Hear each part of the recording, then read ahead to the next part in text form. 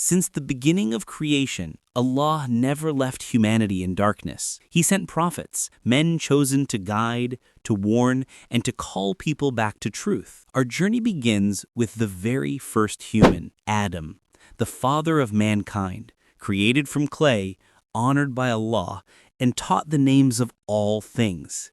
He lived in paradise, but after being deceived by Iblis, he was sent down to earth to live, to build, and to begin the story of humanity.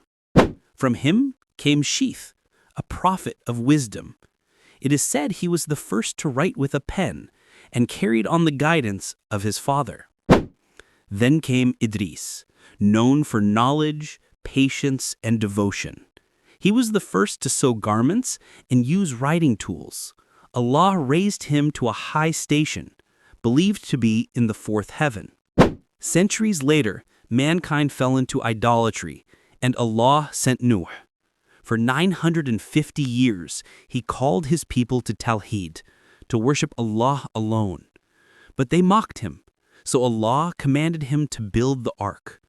The believers were saved, and the rest drowned in the great flood. After them came Hud, sent to the mighty people of Ad.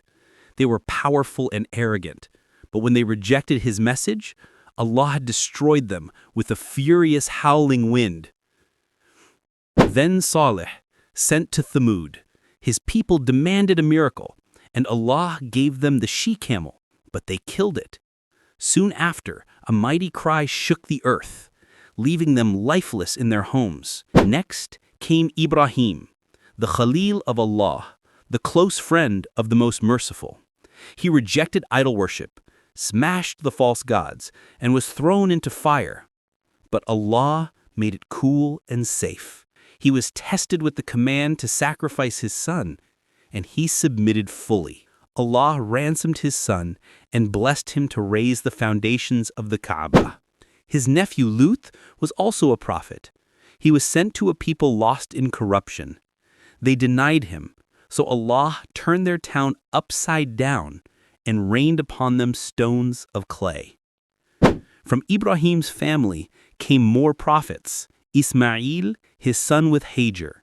He grew up in Mecca, helped his father build the Kaaba, and was known as a man true to his promises. Ishaq, the son of Sarah, born to Ibrahim in old age, a prophet blessed with wisdom and goodness. Ya'qub, also called Israel, a patient prophet who suffered the loss of his beloved son Yusuf, but he never lost faith, and in the end, Allah reunited his family and restored his sight. Yusuf, the son of Ya'qub, blessed with unmatched beauty and wisdom, betrayed by his brothers, sold into slavery, and imprisoned unjustly, but Allah raised him to power in Egypt. He forgave his brothers, saying, "No blame upon you today." He became a symbol of mercy, patience, and victory after hardship. Ayub, the prophet of patience. He was blessed with wealth, family, and health until Allah tested him. He lost everything. His body was covered in illness, yet his faith never wavered. He prayed, "Indeed hardship has touched me, and you are the most merciful of the merciful." Allah answered, healed him, and restored all that he had lost. Then came Dhul-Qifl, a prophet known for his calmness, discipline, and justice. It is said he never lost his temper, a living example of patience and fairness.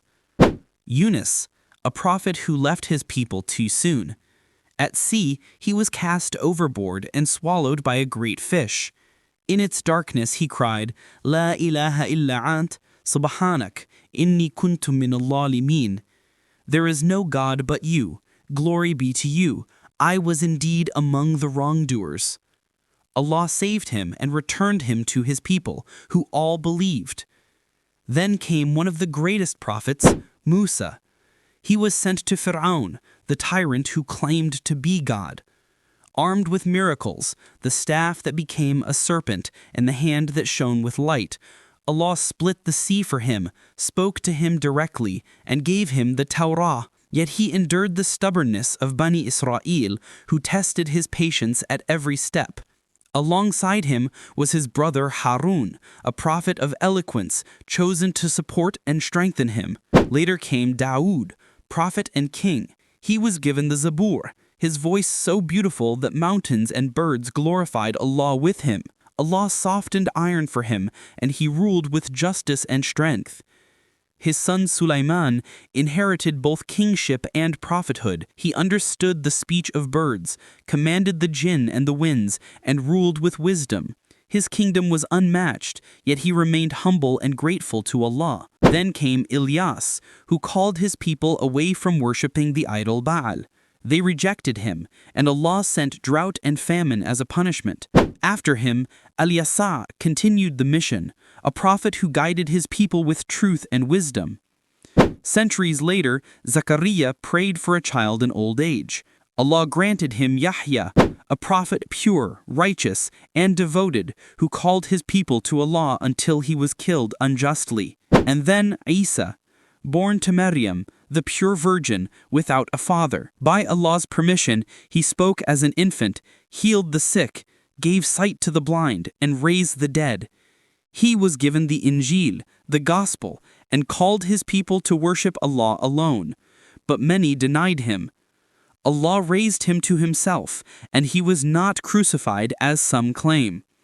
Finally came Muhammad sallallahu alaihi wasallam, the seal of the prophets, the mercy to the worlds, sent not to one people but to all mankind. He brought the Quran, a light, a guidance, a mercy, and a healing for hearts. He fulfilled the message, delivered the trust, advised the nation, and strove in the way of Allah until he returned to him.